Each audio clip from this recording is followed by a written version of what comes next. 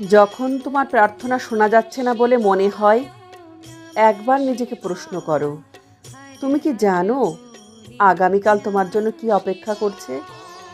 শিব জানেন, আজ যা তুমি চাইছো হয়তো তা তোমাকে সাময়িক খুশি দিত, কিন্তু শিব যা থামিয়ে দিয়েছেন তা হয়তো তোমাকে বড় কোনো কষ্ট থেকে বাঁচিয়েছে।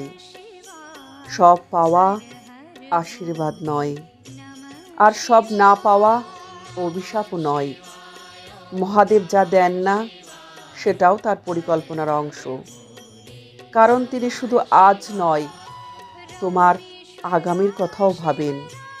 তাই অপেক্ষা করো, বিশ্বাস রাখো, কারণ শিব কখনো অকারণে কিছু কেড়ে নেন না। কারণ যে শিবের সিদ্ধান্ত বুঝতে শেখে সে জীবনে কখনো ভেঙে পড়ে না।